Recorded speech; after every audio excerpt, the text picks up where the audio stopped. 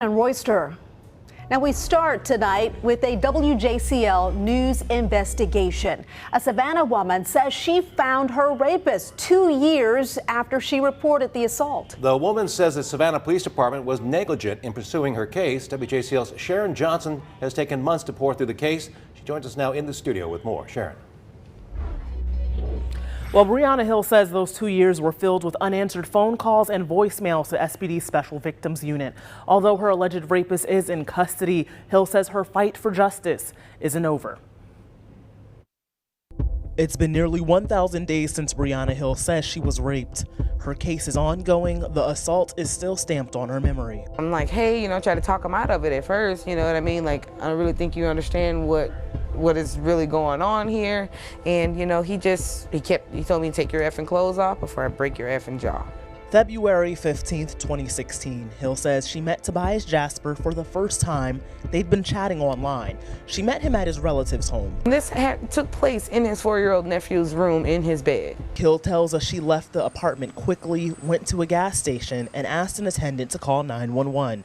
Savannah Chatham Metro Police questioned her, took her to St. Joseph's Candler for an exam and a rape kit, and paired her with a detective for the case. And then, Hill says, there was silence. I'm constantly calling. Nobody, when I was leaving voicemails, it was just like they're going unanswered. She says she thought her days of fruitless calling would come to an end on July 20th. That's the day Hill says she called Jasper. Hill was visiting a friend in Yamakra Village hoping to get her hair done. She says she spotted him sitting on a porch and called 911. Who needed SVU then? Where were you guys then when I was out trying to get my hair done, and instead I'm out here catching my own rapist? Police arrested Tobias Jasper on July 20th, and he was indicted in September. He's charged with rape but has not been convicted. But what happened in between the time Hill says she was attacked in 2016 and her fateful run-in more than 2 years later? Well, Hill says 2 weeks after the assault, she identified Jasper in a photo lineup. She says SVU found a DNA match with her rape kit in August 2016, something she was not aware of. Frustrated, upset, angry with the department for not doing, what they dedicated to do. We did some digging through other crime reports. It shows that Jasper was still living in the Savannah area for much of those 2 years. Remember, Hill reported the rape on February 15th, 2016. The very next month, Jasper is listed as a suspect in a battery case on Bay Street. The victim decided not to press charges. In February of 2017, Jasper was arrested for simple battery on Jenks Street. He was sentenced to 24 months. 5 of them were served in the Chatham County Detention Center. The remaining time served on probation. All the while, his emergency and primary address were on file at the Chatham County Sheriff's Department, stemming from arrests made from 2009 through 2014. In a statement to WJCL, the Savannah Police Department says their standard operating procedure for rape and sexual assault cases are as follows. Once a sexual assault is reported, a detective is assigned the case and begins to conduct a preliminary investigation. They will also contact an advocate from the Rape Crisis Center, and if certain criteria is met, then the victim is offered a sexual assault forensics exam. The detective then continues to further investigate the case by conducting possible interviews and collecting and evaluating evidence. They also say there is no set time for an arrest to be made in an incident. Each detective's investigation, which leads to an arrest, is based on the collection of evidence that results in probable cause.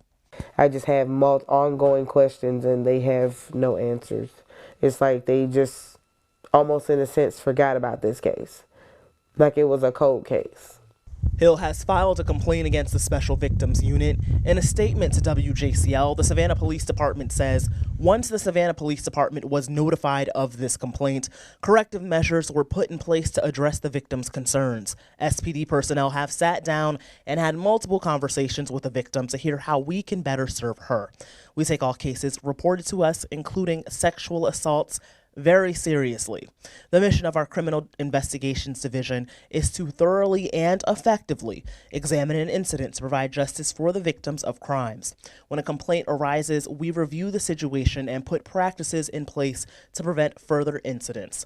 We continue to encourage victims of any type of assault to make a police report. Our goal is to become better each day, and with the support and trust of the community, we are confident that we will accomplish that objective. Hill says she lives a completely different life. Her message for rape survivors: don't let up. Constantly call. Let them know that you are serious and you want justice for yourself. That's the only way it's going to get done.